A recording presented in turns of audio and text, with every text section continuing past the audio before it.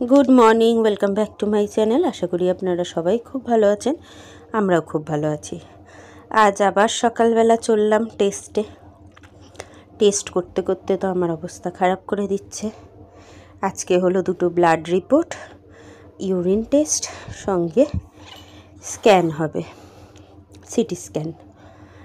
तो आमी are my जाচ্ছি যথারীতি। আর এই যে টোটোর যে ঝাঁকুনিটা এত যে কষ্ট হয় আমার, কিন্তু আমাদের এখান থেকে টেস্টের ওখানে যাওয়ার জন্য এটা ছাড়া আর কোনো উপায় নেই, টোটো বা রিক্সা। আর দুটোতেই এই সেম পরিমাণই মোটামুটি ঝাঁকুনি হয়, কারণ পায়ে রিক্সায় অত দূর যাওয়া যাবে না। চলে এসেছি টেস্টের ওখানে, ইউরিনের জন্য পট দিয়ে দিয়েছে, সব বিলিং হয়ে গেছে। এগুলো তো বাপন আগের দিনই করে এসেছিল। আর এখানে বসে বসে মা আমাকে হাসানোর চেষ্টা করছে, কারণ আমি সব সময় না একটা বাজে চিন্তা করি। বুঝতেই পারছেন আমার যেহেতু দুটো বাচ্চা আছে ছোট ছোট, তাই আমি আর নিজে এমনিতেও এই অপারেশন ইঞ্জেকশন এগুলো সব কিছুই কিন্তু ভয় পাই, তাই জন্য বেশি সময়টাই আমি চিন্তা করি। তাই মা যতক্ষণ আমার সঙ্গে থাকে ততক্ষণই আমাকে হাসানোর চেষ্টা করে, সেগুলো থেকে ভুলিয়ে রাখার চেষ্টা করে। তো এখান থেকে আমাকে উপরে পাঠিয়ে দিল ব্লাডটা নেওয়ার পরে, ওয়েট করতে বলল সিটি স্ক্যানের জন্য, আর ইউরিন আসলে ওই পটটাই করে দিয়ে আসতে বলল। আর এই যে বোতলে করে 4 বোতল মেডিসিন মিশিয়ে জল দিয়েছে, এটা আমাকে 2 ঘন্টার মধ্যে পুরোটা খেতে হবে।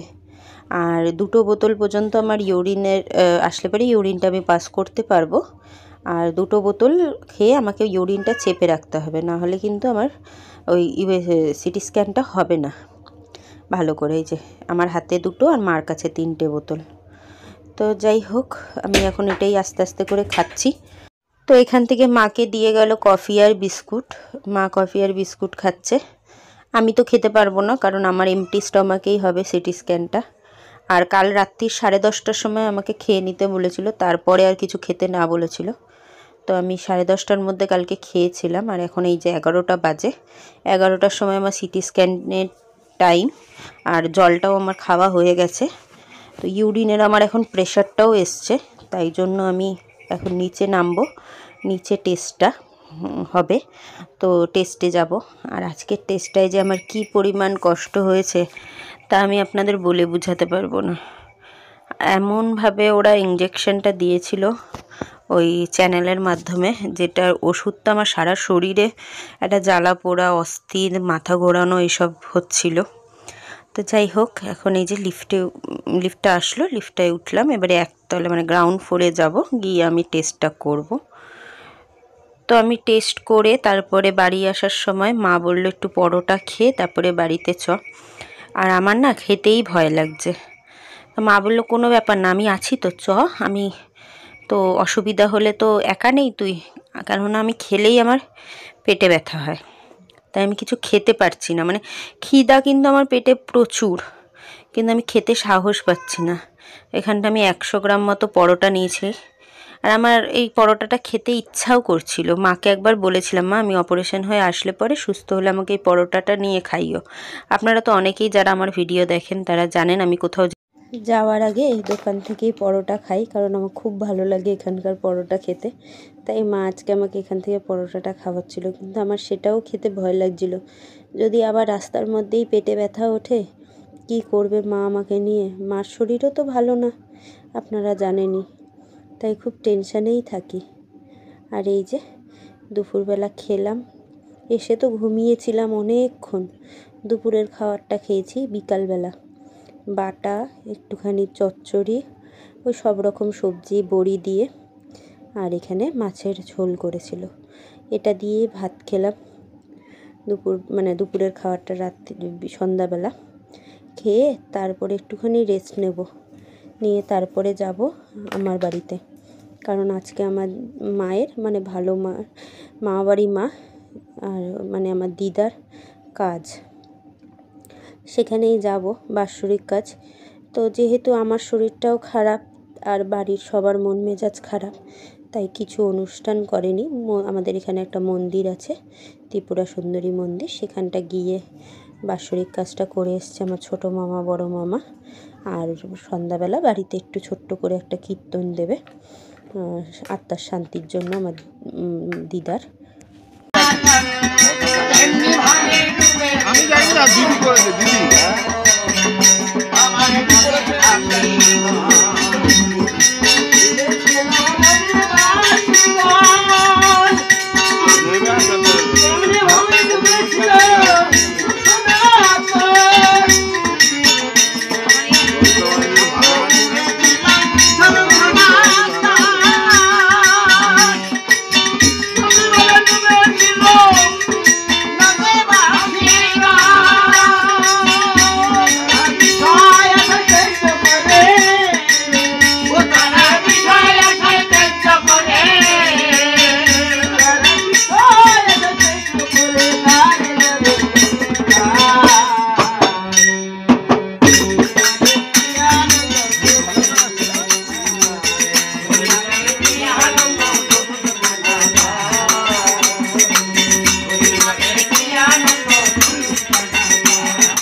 তো কীর্তন থেকে আসলাম, এসে এই যে লুচি, পনির, ফুলকপি আলুর তরকারি আর মিষ্টি সবার জন্য প্যাকেট করেছিল আমার ছোটো মামি।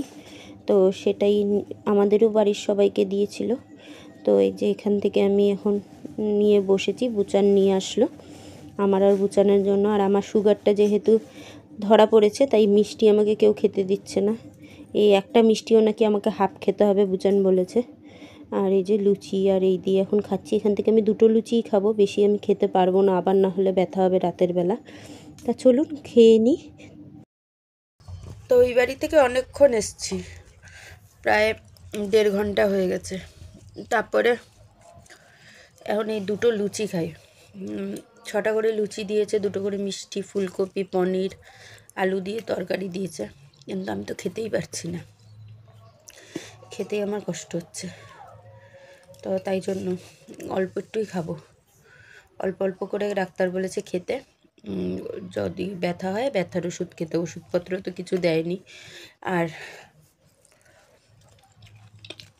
এই হাতটা আমার পুরো অকেজো করে দিয়েছে।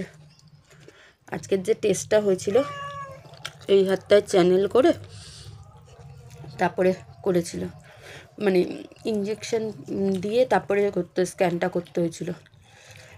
এত ব্যথা লেগেছে, ওষুধটা যখন গেছে আমার সারা শরীর যেন অস্থির লাগছে, জ্বালা করছে, মাথা ঘুরছে, কীরকম হচ্ছিল। 8 ঘন্টা ধরে স্ক্যান হয়েছে, রিপোর্ট কালকে আসবে, তাই কালকে ডাক্তারের কাছে আর যেতে পারবো না। পরশুদিন যাব ডাক্তার দেখাতে। এবারে যদি অ্যাডমিট লিখে দেয় তাহলে অ্যাডমিট হয়ে যাব। কারণ ডাক্তারের উপরে ডিপেন্ড করছে আমার রিপোর্ট দেখে কি বলবে। কিন্তু মানে ইউএসজি রিপোর্টে কিন্তু ধরা পড়ে গেছে আমার অ্যাপেন্ডিক্স হয়েছে। এটা আরও ক্লিয়ারভাবে দেখার জন্য মনে হয় করলো।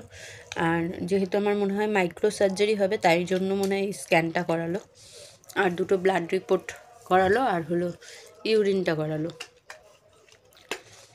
তো কাল আবার ভাসান, জানি না যেতে পারবো কি না, ইচ্ছা তো খুব আছে। আর আজকেই লাস্ট মেলা, ইচ্ছা আছে খেয়ে দিয়ে একটুখানি মেলার দিকে যাওয়ার। জানি না যেতে পারবো কি না, কারণ আমার একটা বোতল আর একটা থালা আমি পছন্দ করে রেখেছিলাম শেষ মেলায় কিনবো বলে, প্রত্যেকবারই তাই করি। কিন্তু এবার তো আমি তারপর থেকে এতটাই অসুস্থ হয়েছি আর মেলায় যাইনি, তাই জন্য আর কেনা হয়নি। তো বাপন জানে কোনগুলো, ওকে দেখিয়ে রেখেছিলাম যে শেষ দিন আমাকে কিনে দেবে। তো যদি যেতে পারি তাহলে কিনবো। তা চলুন আজকের ভিডিওটা এটুকুই। কোনো বড় ভিডিও করতে পারছি না, কারণ কাজবাজি করতে পারছি না, আপনাদের সঙ্গে কি শেয়ার করব আর কি বকবক করব। এত খেতে ভালোবাসি, কিন্তু এখন দেখুন কি ভগবানের খেলা, কিছু খেতেই পারছি না। মেলায় এত খাওয়ার জিনিসপত্র, কিন্তু মানে খাবো যে বাপন বলছে এটা খাও ওটা খাও, কিন্তু আমি সাহসই পাচ্ছি না কিছু খাওয়ার। এতটাই খেলে পরে কষ্ট হয়। আবার ইঞ্জেকশন নাও, আর আমার হাত দুটো তো ফুটো করতে করতে পুরো ঝাঁঝরা করে দিয়েছে ব্লাড নিতে নিতে। এতবার ব্লাড দিলাম 2 দিন ধরে, তা বলবার মতো না। তারপরে তো আবার সেই স্ক্যান করতে গিয়ে আবার হাতে চ্যানেল করেছিল। আমি কথা বলতেও কষ্ট হয় এখন যত তাড়াতাড়ি এটা অপারেশন করে বাদ দিয়ে দেয় ততটাই ভালো। কেন ডাক্তার বলেছে এটা আমাদের শরীরের একটা বাড়তি জিনিস, এটা থাকলে মানে না থাকলেও কোনো ক্ষতি হবে না আমাদের শরীরের, কিন্তু এটা যদি এরকম বেড়ে থাকে তাহলে পরবর্তীকালে এটা বাস্ট হওয়ার সম্ভাবনা থাকে পেকে গিয়ে।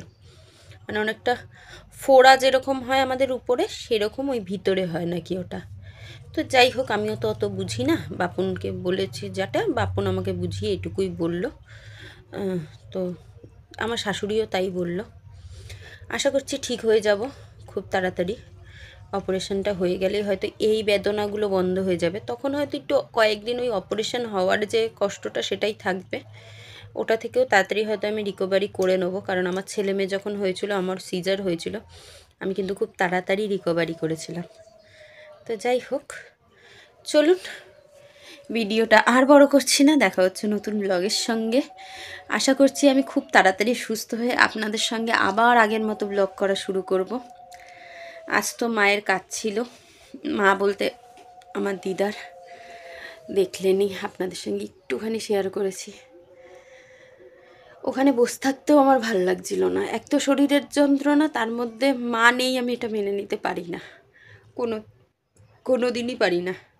তাই নিচে এসে ছোটো মামির কাছে শুয়েই ছিলাম একটুখানি, 10 থেকে 15 মিনিট উপরে ছিলাম, সেটাই আপনাদের সঙ্গে শেয়ার করেছিলাম। আমার স্মৃতি হিসাবে এটাকে ভিডিও করেছি, আপনাদের সঙ্গে দেখানোর জন্য না, যাতে আমার গ্যালারিতে বা আমার চ্যানেলে সারা জীবন এটা থেকে যায়। তো যাই হোক, চলুন আজ আসি। ভিডিওটা ভালো লাগলে আমার চ্যানেলটিকে সাবস্ক্রাইব করে পাশে থাকবেন।